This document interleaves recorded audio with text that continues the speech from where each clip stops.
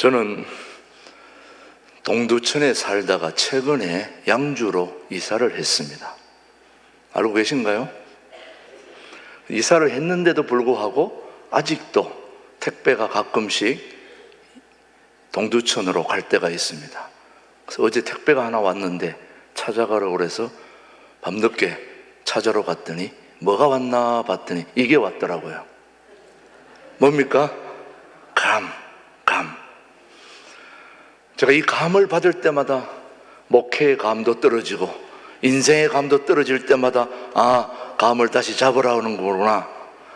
예전에 해외에서 목회할 때에 그렇게 가깝지 않았던 교우인데 제 말씀에 은혜를 받아서 한국으로 왔는데 진주에 사는데 해마다 이때쯤이면은 이거를 보내줍니다.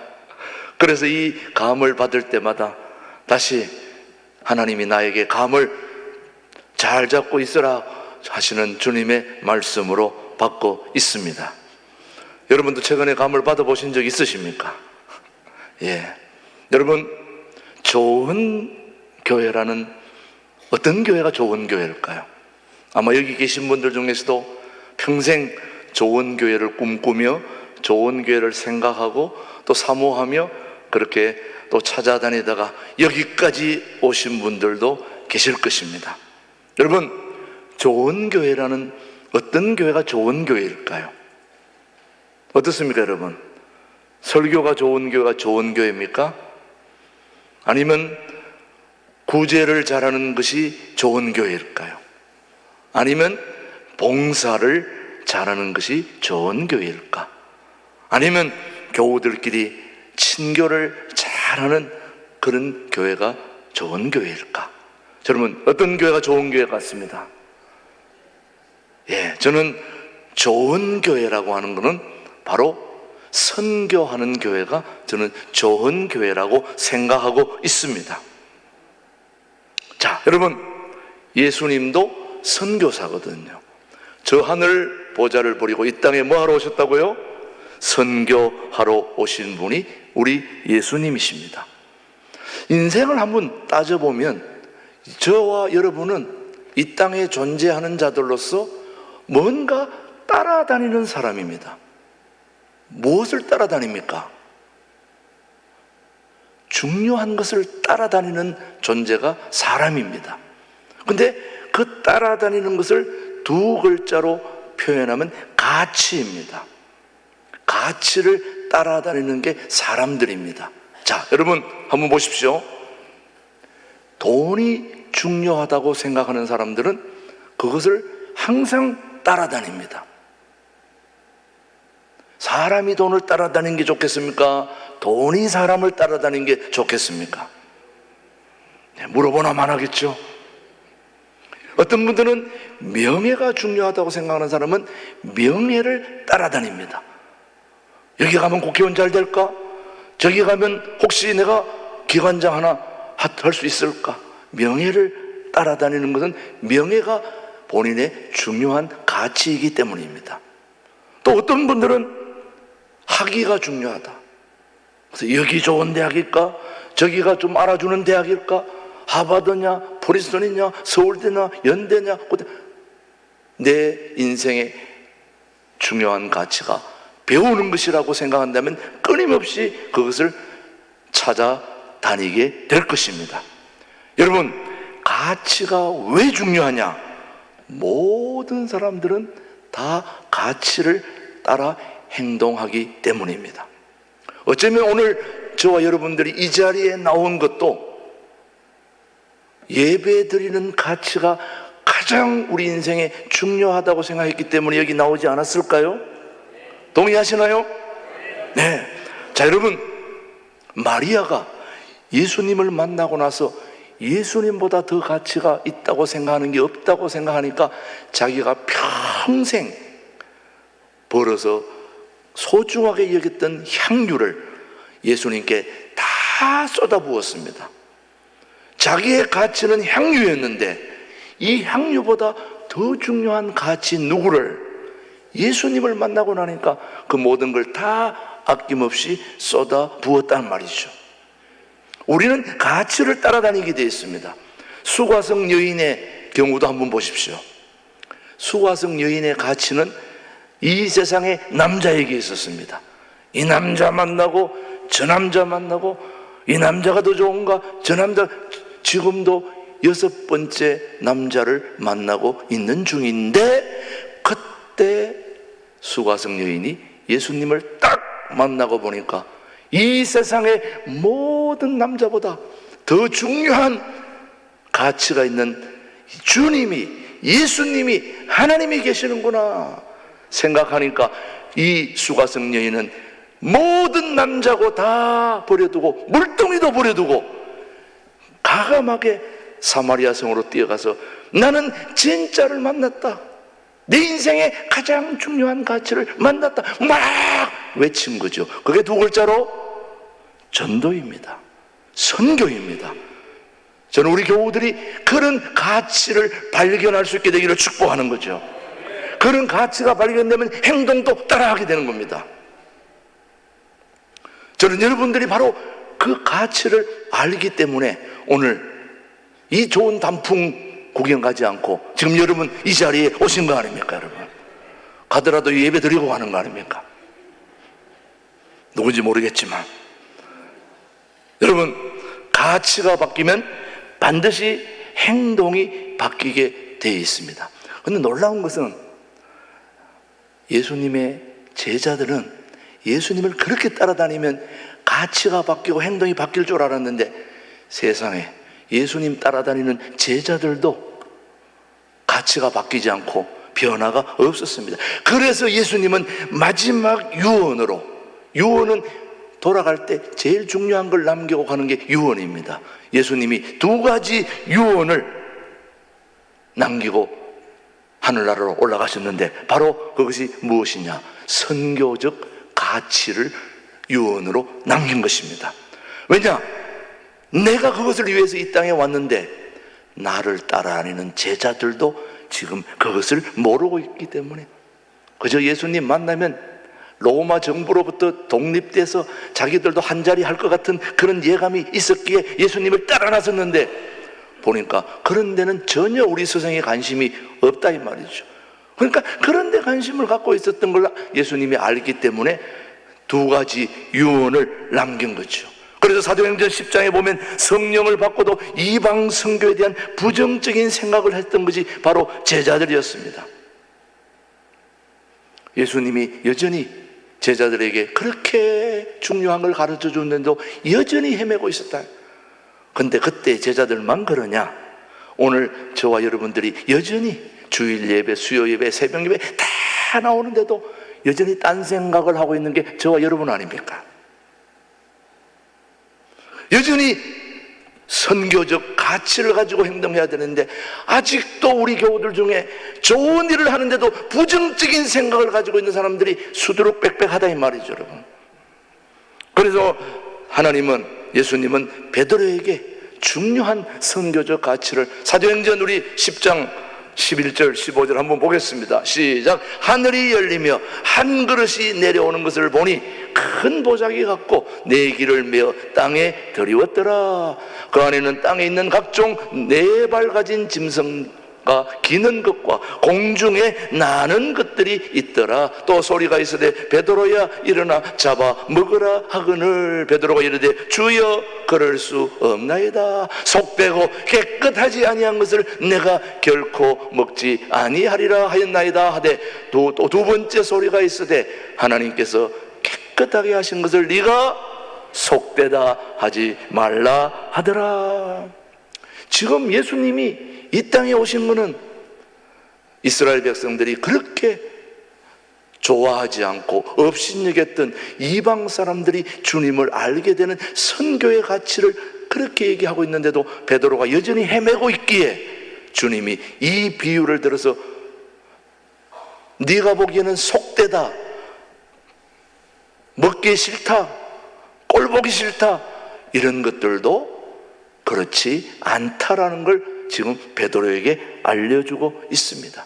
그래서 여러분, 선교의 가치가 바뀌지 않으면 절대로 행동하지 않는 예수님의 제자들에게 주님은 두 가지 선교의 명령을 주셨는데, 첫 번째가 바로 선교 명령입니다.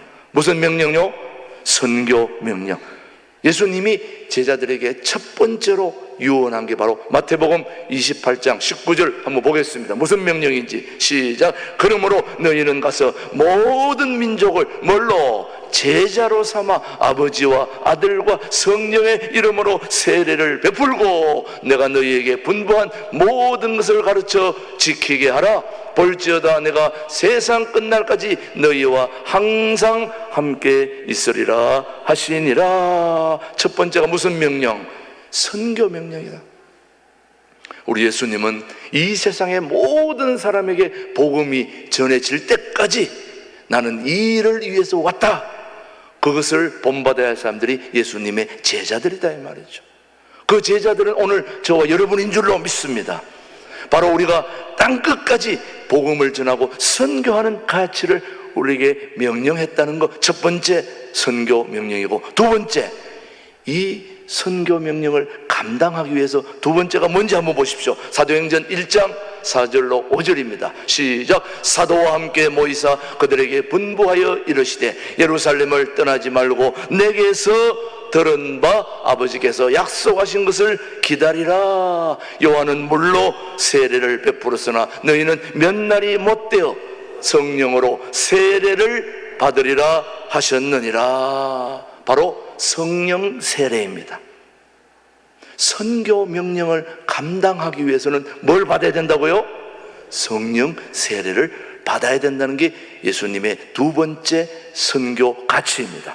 그래서 예수님의 결정적으로 우리 제자들에게 남긴 유언은 바로 선교와 성령 세례입니다. 똑같은 유언이지만 여러분이 성령 세례를 받으면 가치가 바뀌게 되고, 가치가 바뀌면 행동하게 되어 있다 이 말이죠, 여러분.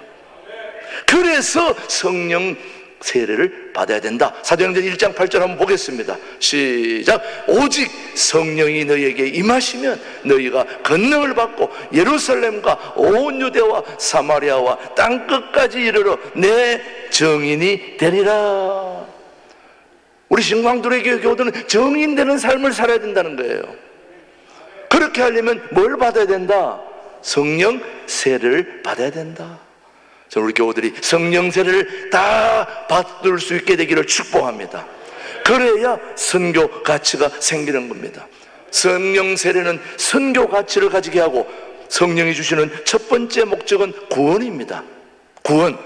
그리고 두 번째 목적이 선교지, 여러분. 불신자에게, 예수님을 알지 못하는 자에게 성령이 오면, 성령 세례를 받으면 하나님을, 예수님을 더 확실하게 알게 되는 것이고, 우리 믿는 자들에게 성령 세례가 오면 우리 모두에게 선교의 비전이 생기게 됩니다, 여러분. 그런데도 여러분 지금 선교의 비전이 안 생기면 이거 어떡합니까, 이거? 오늘 여기 일부에 오신 여러분들 심령 속에 성령 하나님이 함께 하셔서 여러분의 마음속에 불같은 선교의 비전이 일어날 수 있게 되기를 축복하는 것입니다.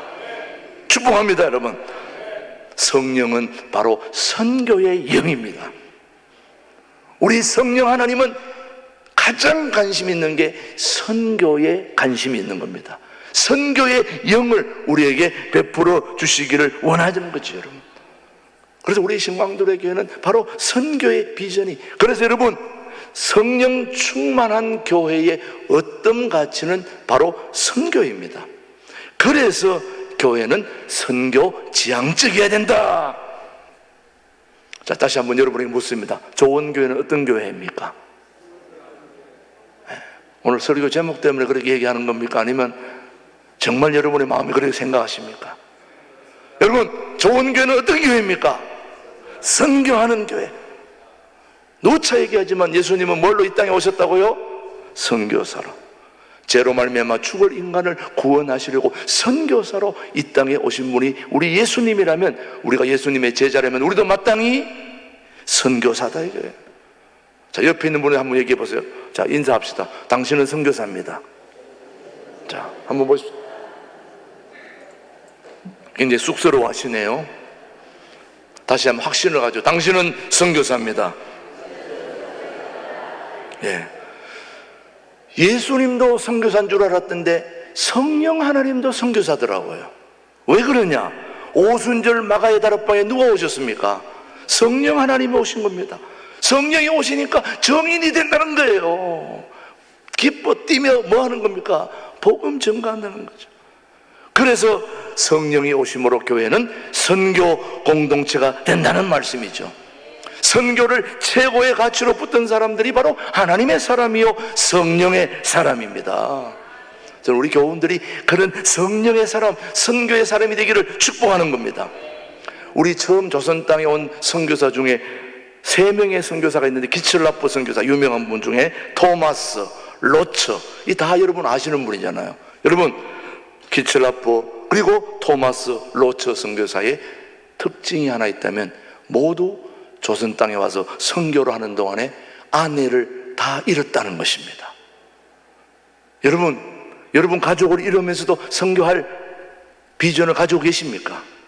아유, 우리는 조금만 손해봐도 절대 나는 못해. 이런 우리가 성령 하나님이 우리에게 오시면 나도 할 수 있습니다. 나도 할 수 있습니다. 나도 보낼 수 있습니다. 이렇게 바뀐다 이 말이죠, 여러분. 그래서 기철라포, 토마스 다 이런 사람들이 선교하는 동안 자기 아내를 잃고 한 고백이 기가 막힌 고백이에요. 무슨 고백이냐? 이제 조선이, 대한민국 조선이 나의 신부다, 이렇게 얘기했다는 거예요. 여러분, 그런 선교사 대단하지 않습니까, 여러분? 자기 아내를 잃고 나서 이제 조선이 나의 신부다. 야, 이거 정말 조선을 신부 삼아 생명을 바쳐 뜨겁게 사랑했고 그 열매가 바로 오늘의 대한민국이란 말이죠, 여러분. 그럼 우리는 감사해야 되지 않습니까?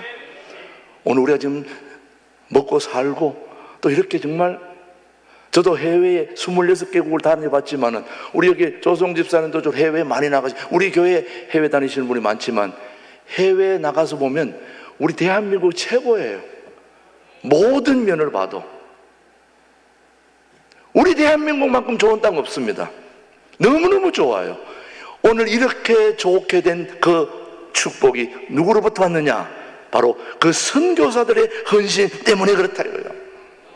그 선교사들이 선교의 가치를 붙들고 살았고, 오늘 여기 와서 자기 아내를 다 잃었음에도 불구하고 조선이 나의 신부다라고 말한 그들의 헌신이 있었기에 오늘 우리 모두가 이 자리에 있는 줄 믿습니다. 내가 누차 말씀드리지만 캐나다 백성의 교회 같은 경우는 3,000명의 교인이 6,000명의 선교사를 파송했다는 거 보고 입이 쩍쩍 벌어집니다. 여러분, 몇백만 원, 몇천만 원씩 선교 헌금에 동참하는 수백 명의 그들이 닿기에 해외 모든 나라들이 지금 복받고 있는 겁니다, 여러분. 저는 여러분들이 돈을 벌어야 될 이유가 있다면 바로 선교를 위해서입니다. 그래서 여러분, 그냥 돈 벌려고 생각하지 말고 기도하십시오. 저는 선교하고 싶습니다. 돈을 좀 주십시오. 재정을 주십시오. 이렇게 기도하면 하나님이 주시지 않겠습니까, 여러분? 우리 교회가 부흥할 이유가 있다면 바로 우리가 선교의 가치를 가지고 한 사람에게도 복음을 전하기 위해서. 그래서 우리 교회가 바로 통일한국을 준비하는 교회라는 것은 북한의 백성들에게 복음 전해야 되기 때문에 우리가 돈을 벌어야 되고 교회가 부흥되어야 되는 것입니다. 그렇지 않으면 그 일을 못하는 겁니다. 그래서 우리가 지금 추수감사절에 총동원 전도주의를 하니까 작정을 하라는 거예요. 왜 작정합니까?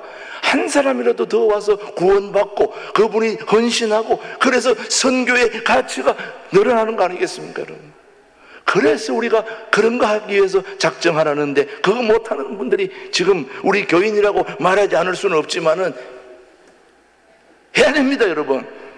교회의 능력은 바로 선교의 능력입니다, 여러분. 보스턴에 있는 교회는 그 교회의 70%가 지금 선교헌금으로 나간다는 거예요. 우리 교회 선교헌금 얼마나 나갈까요? 10%도 안 나갑니다. 여러분, 우리는 지금 빚을 갚아야 되기 때문에 그렇지만 저는 생각이 다릅니다. 우리 교회가 빚 갚으려고, 은행 빚 갚으려고 세워진 교회는 절대 아니라고 저는 확신합니다. 여러분, 빚을 좀 덜 갚더라도 선교에 집중해야 됩니다. 그래서 2025년에는 제가 지금 선교할 명단을 작성하고 있습니다. 해외로, 여러분 해외만 아닙니다. 국내에도 고아원, 보육원, 또 구제기관, 봉사기관, 또 선교, 학교, 뭐 해야 될 선교가 무수히 많습니다. 우리가 이런 일에 선교하지 않으면 우리 교회 죽는 것입니다, 여러분. 우리 교회가 존재할 이유가 없는 것입니다. 여러분, 어떤 교회가 좋은 교회입니까? 선교하는 교회입니다. 나누어주고 베풀어주고 진짜 중요한 영혼 구원을 위한 그런 교회가 저는 좋은 교회라고 믿습니다, 여러분. 기억해야 됩니다. 선교가 죽으면 교회도 죽습니다, 여러분. 명심해야 됩니다. 그거 위해서 우리가 오늘도 마음에 불을 붙여야 된다는 말씀입니다. 성도마다 선교 가치가 태양처럼 용광로처럼 뜨거워져야 그 교회가 살아난다는 말씀이죠, 여러분. 그래서 예수님도 선교사를 키웠고 또 아브라함도 선교사로 우리 하나님이 파송했죠. 오늘 본문 창세기 12장 1절 한번 보겠습니다. 시작. 여호와께서 아브라함에게 이르시되 너는 너의 고향과 친척과 아버지의 집을 떠나 내가 네게 보여줄 뭘로? 땅으로 가라. 지금 뭐 하는 겁니까? 선교사 파송하는 겁니다. 하나님이 우상장수 가정에서 평생 우상 믿고 살았던 아브라함을 건져서 너를 가나안 땅, 새로운 곳으로 선교사로 지금 파송하고 있는 겁니다. 가나안 땅이라는 선교지로 가라는 겁니다. 12장 3절입니다. 뭐라고 말씀하는지 시작. 내가 너로 큰 민족을 이루고 네게 복을 주어 내 이름을 창대하게 하리니 너는 복이 될지라. 아브라함이 선교사로 가는 땅이 뭘 받는다는 겁니까? 복을 받는다는 겁니다. 선교사가 가면 땅은 복을 받습니다, 여러분.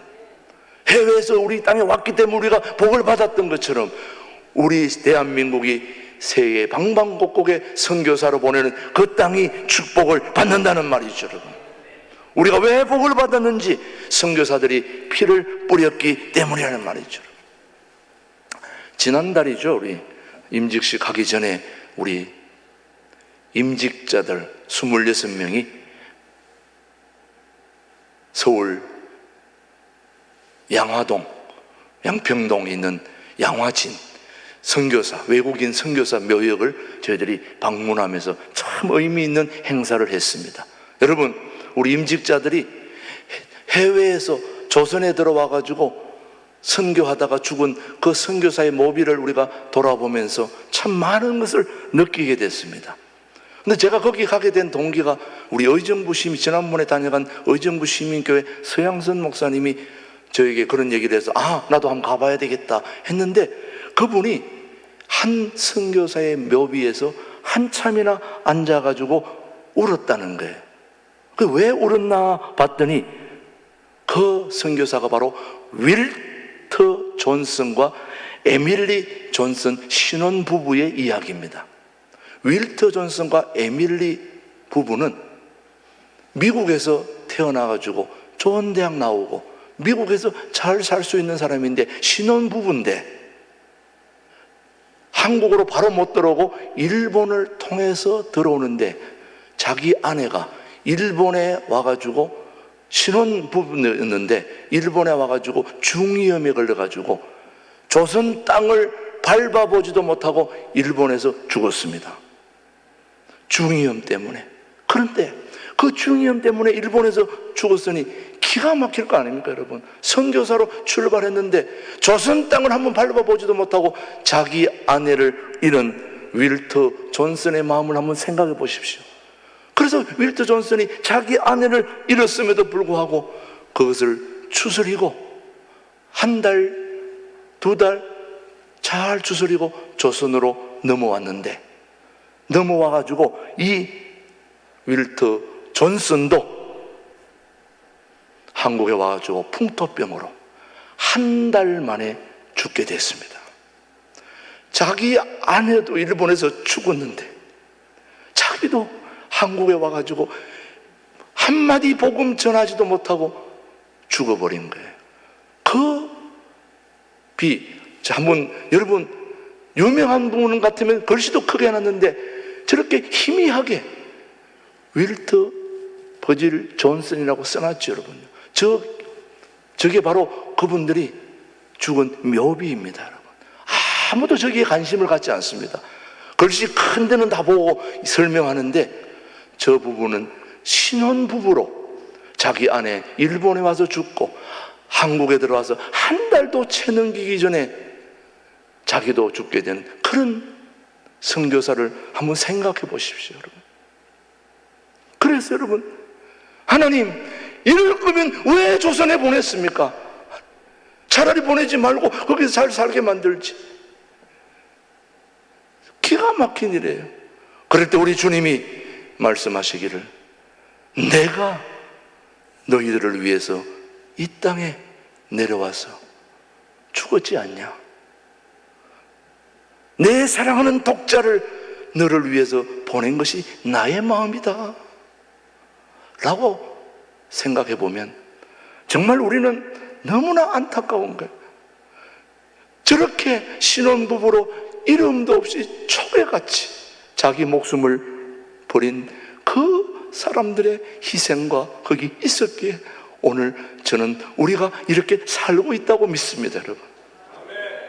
그 유명한 분들의 이름은 알아주시지만 이 두 사람의 이름은 우리가 기억도 하지 않지 않습니까? 그런데 저분들이 있었기에 오늘 우리 조선 땅이 있다는 걸 생각해 보면 너무나 안타까운 일이죠. 여러분은 무슨 가치로 살고 계십니까, 여러분? 우리 모두 그런 가치를 생각하면서 우리 교회가 바로 그런 선교의 가치를 갖지 않으면 저는 우리 교회에 희망이 없다고 봅니다. 그러나 우리가 그런 가치를 품을 수 있다면 우리 신광들에게는 분명히 하나님이 쓰시는 교회가 되리라고 저는 확신합니다. 그런 교회에 우리가 한번 선교적 비전을 가지고 한번 도전할 수 있게 되기를 주님의 이름으로 축복합니다. 하나님 아버지, 고맙습니다. 저희들을 이곳에 보내주시고 또 이 땅에 사는 동안에 예수님의 유언을 잘 실천하여 하나님께 영광 돌리는 삶을 살게 하시옵소서. 하나님, 윌터 존슨, 에밀리 존슨, 그 신혼부부 복음 한마디 전하지 못하고 떠났는데 주님은 그 이름을 기억하고 계실 줄 믿습니다. 하나님, 그들을 축복하여 주시고 우리 조선 땅을 주님 축복하여 주옵소서. 우리도 그런 발자취를 따라갈 수 있는 은혜 주옵소서. 감사드리며 예수님의 이름으로 기도드립니다. 아멘.